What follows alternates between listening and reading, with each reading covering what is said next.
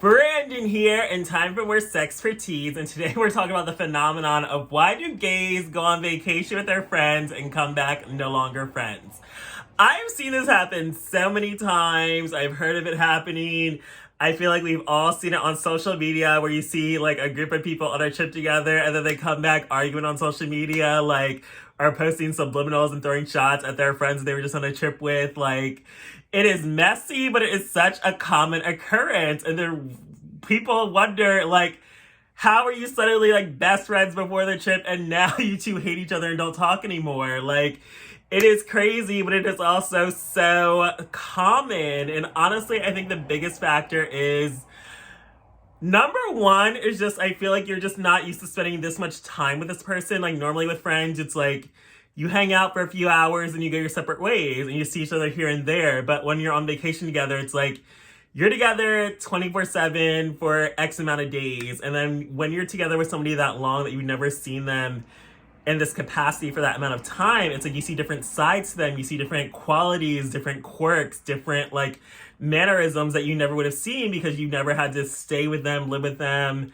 be with them for this amount of time. So then it's like you start noticing things that just annoy you and begin to piss you off because it's just like, like, why are you doing this? This is so annoying. And it's just like, stop. But it's just like, they're them, you're you. It's like you can't change someone, especially on the amount of time you're on a vacation together.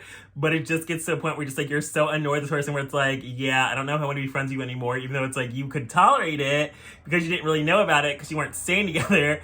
But now that you're staying together, it's like you're just seeing a different side of them that you do not like and you do not want to be around. And another big thing is really, in terms of that, is also just the inconsideration. People will do... When you're on a group trip with people, you need to be accommodating of everyone. It's like you can't be selfish. You have to always think of the group. Like, usually there's time for group activities. So you need to be ready, on time. Don't hold up the rest of the group. Don't make everyone else wait. Be on time. Be ready. Like, you cannot act like the diva that everyone needs to wait on you because it's like you're all here together. You all put in your money. You all are splitting this trip. Like, you all are here to enjoy it. So you can't ruin the experience for other people by being late or making people miss their reservation or making people miss their appointment time if you had a group activity plan. So people want to be selfish and inconsiderate and not on time. And that pisses people off to the point where it's like, I do not want to be friends with you anymore because you are rude and inconsiderate. On top of that, it's usually the broke friend that causes all the problems. And there's usually always at least one on the vacation that didn't save their money, wasn't financially responsible, is asking to borrow from other people, and then when people borrow money and don't pay it back, that usually leads to the end of friendships, which can happen as well. And then there's also the whole, like, when the broke friend doesn't have money, they're not going to want to do things. So they start complaining about everything. They're like, I don't want to do this. I don't want to do that. Let's do this instead. And then it's just kind of like when you were excited about something that you were planning to do this whole trip and then somebody else has just kind of canceled this plans, it pisses you off. It's like, no, I was excited you did this restaurant.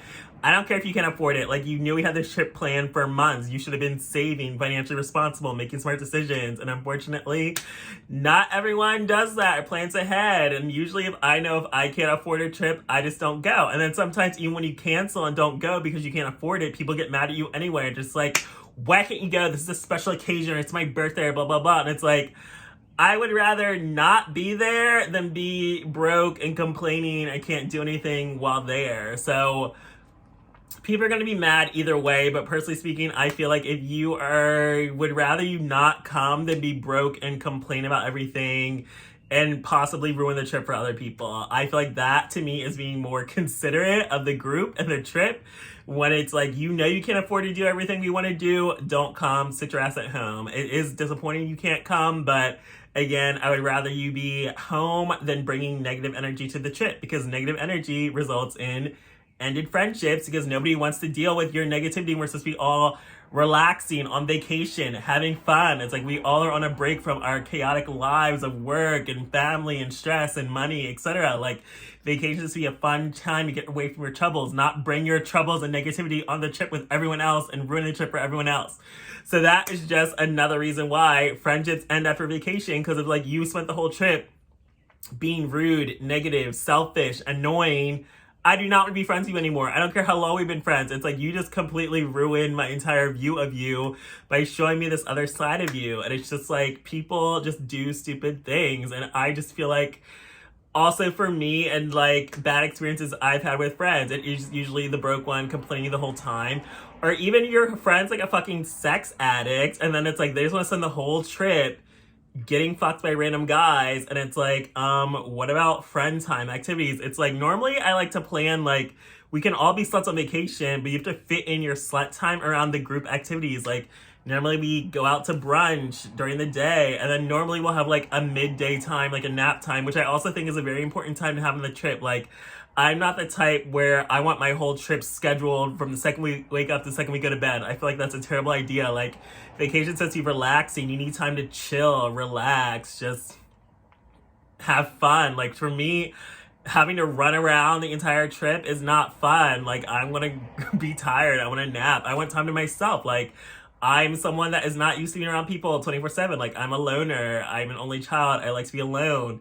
So for me, I don't do well in situations where I have to be around people 24/7 all the time. I need my own space to go away, do my own thing, decompress, and be by myself. And I feel like that is an important time to have on trips, because when you're together all day, every day for several days, you're gonna get annoyed with each other. So you need to have that time where it's like, hey, we're all just chilling at the Airbnb. Like you're in your room, I'm in my room, or we're all just chilling in the living room, talking, having fun, or just like chill time. Like if you want to go be by yourself, you can go be by yourself. It's like you're not missing out on anything, because this is our allotted time just to be a free time and not get on each other's nerves. Like you really need to schedule that time where everyone has time to just go do their own thing.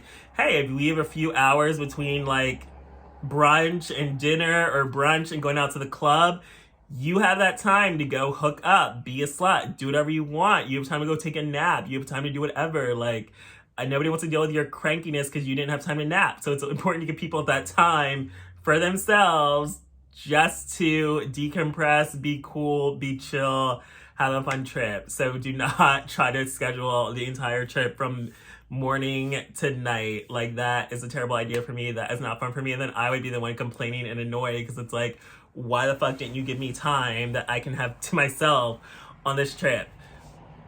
But yeah, it is just combining different personalities on a group trip, especially when you are like bringing together people that don't even know each other that well. Like if you try to bring one friend and a different friend that you've never had together, like it usually will result in drama. Like gays do not, they're either going to want to fight or fuck, or even in some circumstances that I've experienced with my own friends, they fuck each other and then they are fighting the rest of the trip and hate each other. So it's just kind of like, what the hell? I do not want to be caught in the middle of this. This is not fun for me, but it is just a lot. It's always going to be drama traveling with gays, sadly, which is why I've always been scared to plan like a big group trip. It's like I've always been envious of seeing like this social media post. But then again, when you see it on social media, everyone's like smiling for the picture and looks like they're having a good time. But it's like, you don't know the behind the scenes drama, because I'm sure somebody was meeting on everyone else's nerves. Somebody was trying to be a slut and annoying. Somebody was being late or holding people up. Like you don't know all the behind the scenes drama when you just see like cute photos on Instagram. But it's like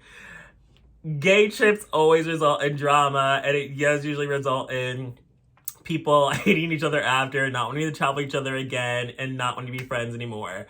And I do feel like it's an important step to have in a friendship, because honestly, you can't travel with all your friends. So the only way you're going to find out if you can travel with this person is when you go on a trip together. Then it's like, okay, never again. And then sometimes it doesn't end the friendship, but it does make you realize like, yeah, I'm never going anywhere with you ever again. Like we can just be cool, go out to dinner, hang out, go to the club. But when it comes to going out of town, you are not that type of friend. And then it is perfectly fine to have different friends for different occasions, but you cannot travel with anyone and everyone. And also in a relationship, it is a big step. Like I remember my first few trips with my ex, there was drama, because it's like we started taking trips together less than a month of dating. So it's like, even with dating and in friendships, like you're seeing a new side of this person that you haven't seen before. It's different when you are just meeting up to go on dates here and there and then go your own separate ways. But when it's actually like you're together 24/7 for X amount of days, you're going to get on each other's nerves. You're going to see new sides of each other, and it is going to be some things that possibly turn you off. And you just have to either work through it or realize like, this is not the person for me. But I definitely feel like I'm more lenient in a relationship than a friendship because it's like you ruined my vacation on a friendship. Like, yeah, the friendship is over. But there's just so many different reasons why gays fall out on vacations, and those I think are the biggest ones. But thanks for joining me for this episode of Sex for Tease.